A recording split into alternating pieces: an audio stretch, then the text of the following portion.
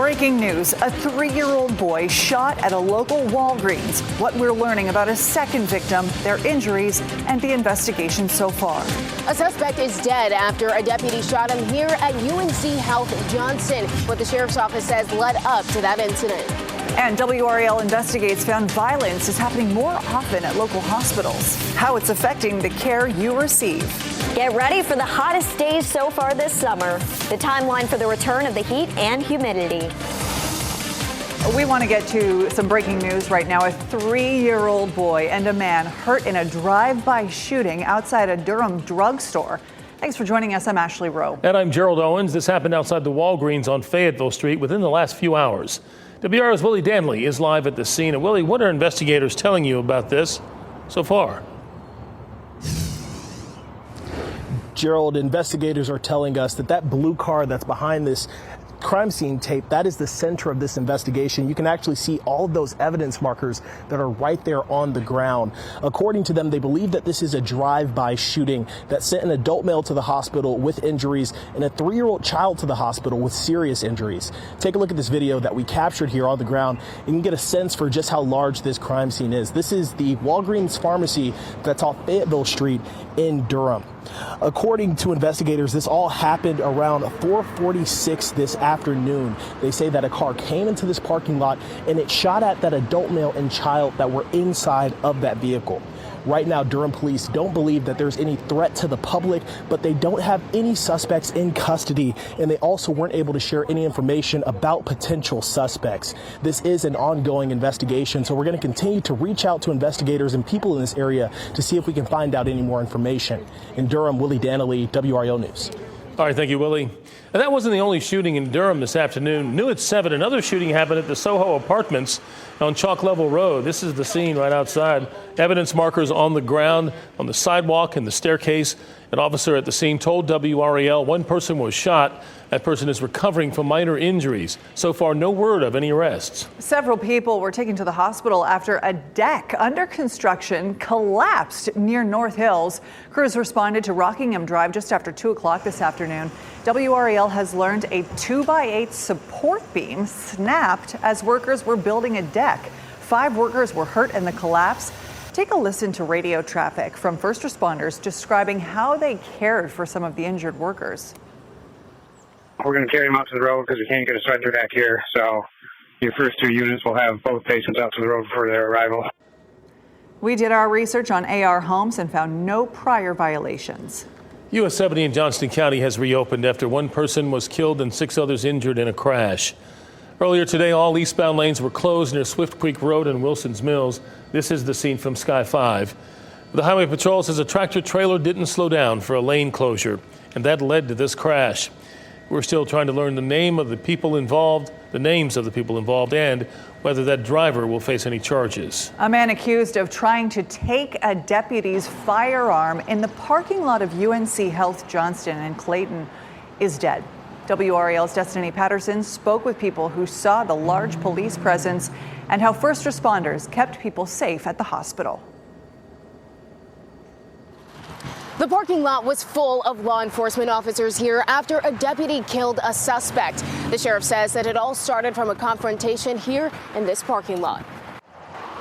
A typical trip to the doctor's office wasn't quite so typical for Deborah Morris when she first arrived this morning. I live here in Johnston County, right here in Smithfield, and to see all of that here is not something I was expecting. She was greeted by a slew of law enforcement officers and crime scene tape. Yeah, that was a little scary. Shots fired. Johnston County Sheriff's Office says a man confronted one of their deputies and tried taking their gun, causing a struggle. The deputy regained control of the gun and shot the suspect, who later died. She sees gunfire and the officers and law enforcement and subjects on the ground coming near the main entrance. UNC Health Johnston tells WRAL, quote, "We are thankful that no hospital employees, patients, or visitors were harmed and appreciate the rapid response by law enforcement." I just saw all the police cars here and it was roped off. For hours, the hospital said security escorted patients and visitors to their areas. But Laquita Braxton says operations on the inside went on as normal. They was just trying to secure our building, make sure people that was in our building was supposed to be in our building. The State Bureau of Investigation is investigating this incident. The hospital says that its security team will work with law enforcement to review their processes and procedures to see if they need to make any changes. Destiny Patterson, WRAL News, Johnston County. And investigators have not yet identified the deputy or the man killed. The deputy is on administrative leave. Soon you won't see law enforcement officers there during incidents like this one. WRL's investigative data journalist Ali Ingersoll heard from doctors about how a surge in violence is affecting patients and changing policy.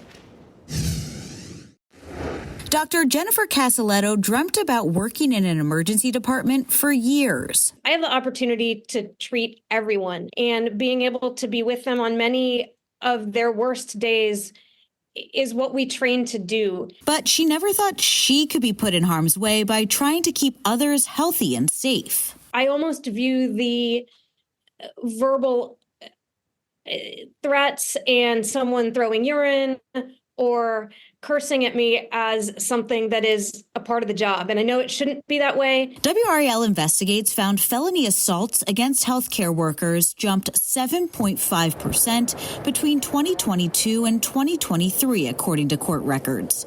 And a nationwide survey of emergency physicians shows a quarter report being assaulted regularly. And I think that that's really just a reflector of what's going on in society, sadly, that we're seeing it here in the emergency departments as well. In an effort to curb the violence, North Carolina hospitals with emergency departments will be required by law to have armed security 24/7 unless they have an exemption. It's a perfect storm in the hospital, and we want our doctors and nurses to be, and our patients to be able to work in as safe as an environment as possible. Casaletto says any violence on a hospital campus, whether it's against her or something like what happened in Johnston County, will affect patient care. I think that you're more on edge, but I also think that we are used to a critical patient taking us away. But this is not just a task interruption and certainly would color the rest of the shift. She's hopeful the change in laws increase safety for everyone at hospitals. For WRAL News, I'm Ali Ingersoll. A 7-year-old boy hurt in a drive-by shooting in Fayetteville has died. Police identified the child as Zion Gibbs, a student at Benjamin Martin Elementary School. They say he died today at UNC Hospital, where he had been in critical condition. Police say he was hit by a bullet early Friday when multiple shots were fired into a home on Danish Drive. No arrests have been made. Cumberland County Schools released a statement saying, "We are deeply saddened by the tragic loss of Zion Gibbs, a beloved student at Benjamin Martin Elementary School. Our hearts go out to his family, friends, and everyone in our school community during this incredibly difficult time." The 2 men are back on land after spending hours stranded on the Neuse River overnight. Rescuers were looking for the men for nearly 12 hours in Smithfield. They say the men were paddling around 5 o'clock yesterday and they got lost. They were pulled out of the river around 3 o'clock this morning. They called a relative after sunset when their rubber boat began losing air. She called rescuers when their phone battery died. Neither man was injured. That's incredible. Right now, Cary homeowners are weighing in on possible changes to property taxes at the town's budget meeting. The proposal would decrease the actual property tax rate. However, property values rose more than 50% on average in Cary during Wake County's revaluation process this year. So as a result, the average homeowner will see a $670 bump to their annual property taxes. Right now, Durham County Commissioners are poised to vote on the next budget. This is a live look at their meeting. It's a hot topic in the Bull City, with the school district requesting millions of dollars in additional funding. WRO's Monica Casey looked at how Durham's spending on schools compares to other jurisdictions. The back and forth over the budget in Durham could come to an end tonight. We wanted to know how Durham's spending compares. DPI measures per pupil spending based on actual enrollment. Between 2018 and 2023, Durham's per pupil spending increased by about $1,000. In the same time, Wake's spending increased by just over $600. Durham has consistently been in the top 6 districts for spending per student, while Wake has hovered between the 16th and 22nd statewide. DPS asked the county for $27.5 million more in this budget. The county manager's proposed budget only allocated $13 million initially, but now using general fund and ARPA dollars, the county could give DPS about $26 million. The county manager emphasizes this will have a long-term impact. I would just offer that we're trying to limit the burden for next year. I mean, this makes us extremely nervous because we're starting we're going to have to, in effect, find $6 million. We're starting in the hole with $6 million. And that was Monica Casey reporting. Now, a big portion of the Durham ask is increasing salaries for classified employees. That's the group who had the issues with their paychecks earlier this year. Their raises would cost about $8 million alone. Look for updates during our late news at 10 on Fox 50 and 11 on WRAL. Well, let's take a live look now at WakeMed Soccer Park, where $1 million match is underway. The North Carolina Courage and the U.S. women's teams facing off for a championship game in the soccer tournament. This match actually just started. Didn't quite get it. The score is actually still 0-0, so nobody has scored just yet. The men's championship game is next with La Bombonera playing at Nanny FC. That kicks off at 8:30. Make sure to tune in to our news at 11 o'clock to see which teams end up taking home that $1 million prize. Still ahead, the 1983 NC State men's basketball team is suing the NCAA. Why they say they deserve more compensation for this championship team. Plus, golfers and fans from all over the world are in our area this week for the U.S. Open. We'll take you to Pinehurst, day one of the practice rounds with a Tiger Woods appearance. Kat? And what a beautiful day to be out there practicing, but the heat's coming back this week, and we've got the warmest temperatures so far this season on the way. I'll let you know which days are hottest coming up.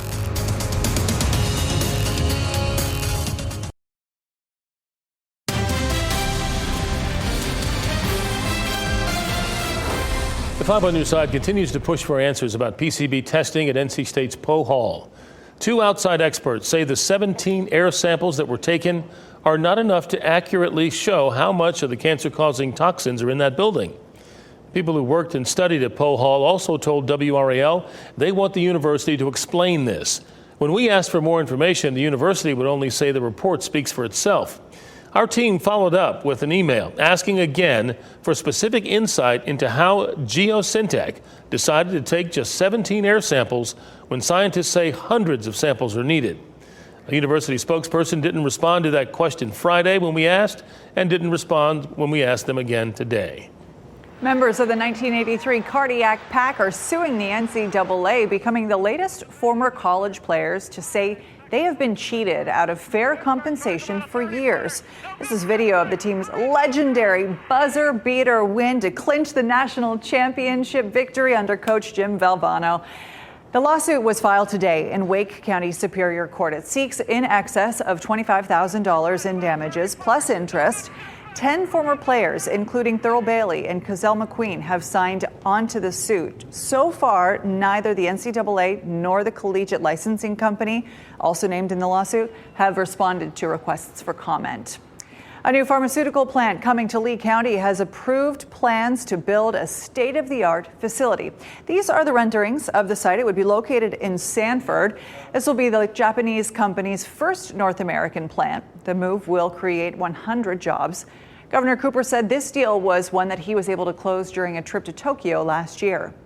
The facility may look like a typical science lab, but it's actually North Carolina's first manufacturer of pharmaceutical-grade hemp products. Astera Labs is manufacturing thousands of hemp products out of this facility in Nash County. From CBD gummies to pre-rolled hemp cigarettes, people swear by the products for a variety of conditions, from pain to anxiety, without mind-altering side effects. The company's president, State Representative John Bell, advocates for more regulations in the industry. We're in a state that doesn't have regulations in the CBD and hemp space. So we wanted to be that gold standard. We wanted to make sure that the products that we developed here were traceable, were safe, reliable, quality manufactured products in a safe environment. If you have purchased hemp-based products in North Carolina, it's possible you've already tried a product manufactured at Astera Labs.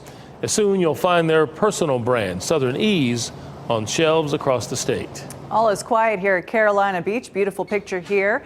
It was a gorgeous day today, Kat. It was. I mean, such a nice start to the week. Not bad for a Monday. It makes your Monday a lot better, right?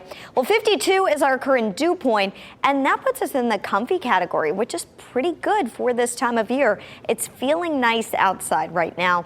We aren't going to see our dew points climb too much this week. They could get back in the 60s, but the full-on summer humidity is likely to hold off a little bit longer. So I want to show you satellite radar, our front that passed. This is why it feels so good outside. Behind the front, it brought in some drier air.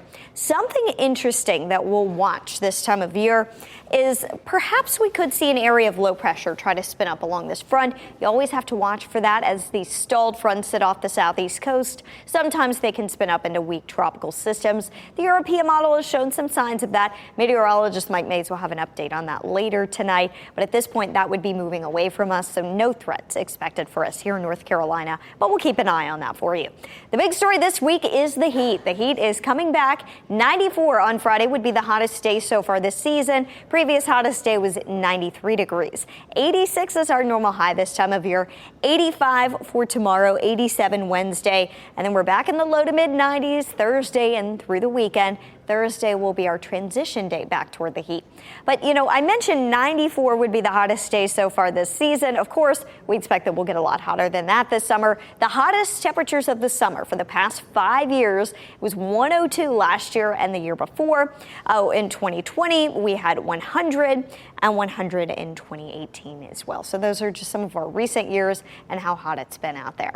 The WRAL live camera network looks beautiful today, 84 degrees in Durham, as well as Raleigh. It looks like we might have some bridal pictures happening there. I just saw a big white dress go through the WRAL Gardens. 82 degrees in Fayetteville right now. You can see a lot of sunshine there. It's a great night for an evening walk. 78 degrees, 8 o'clock. By 10 o'clock, we're at 74 degrees this evening. So it's going to be feeling pretty good outside. And a nice day tomorrow to head to the playground. 65 at 8 a.m. By noon, we're at 81. And then during the afternoon, mid 80s. But the humidity stays relatively low tomorrow. So it ends up being a pretty nice day to be out and about.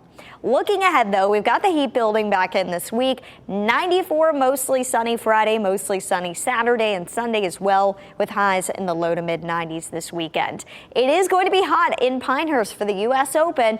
At least rain chances stay low at just 20% for the weekend. We'll see a front slip through Saturday. Of course, no big changes in temperatures, but we'll watch to see if that brings any changes for the humidity. And don't forget, Father's Day is on Sunday. Get the gifts ready. It will be hot outside, so factor that into any outdoor plans with Dad. Yep, fantastic. All right, Kat, thank you. Still ahead, some fishermen are reeling in big catches in this year's Big Rock Tournament. The new leader as of today, coming up.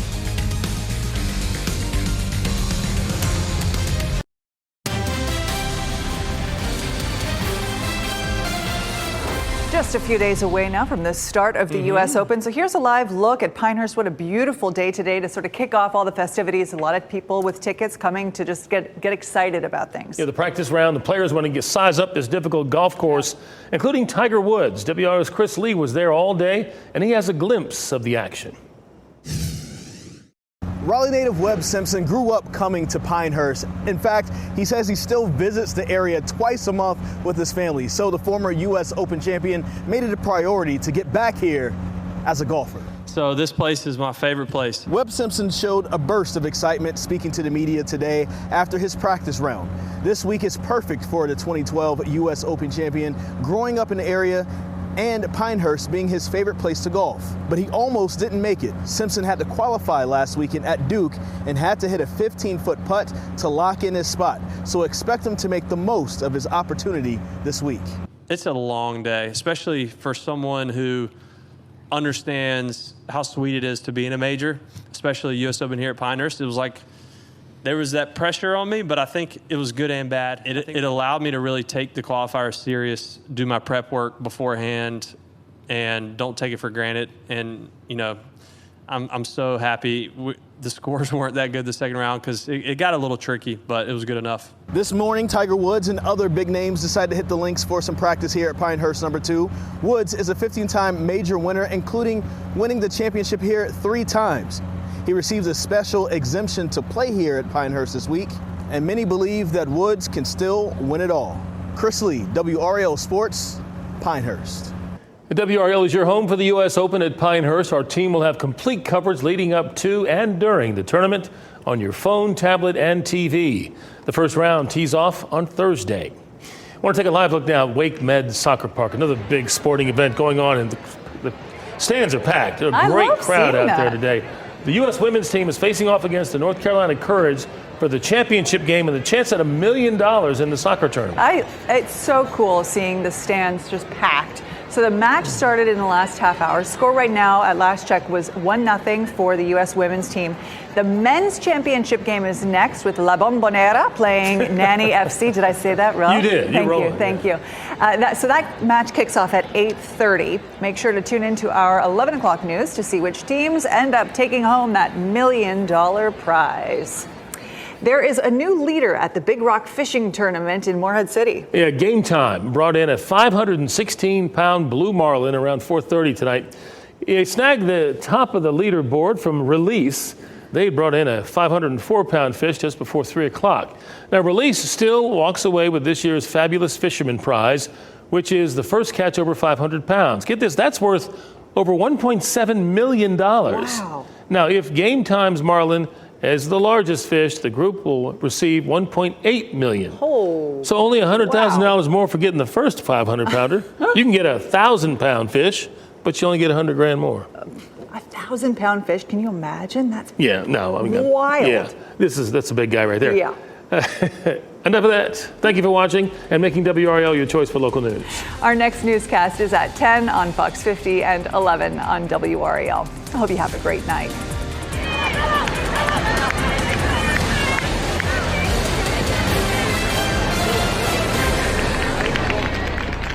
Keep watching WRAL News over the air Channel 34 and Spectrum Channel 1257.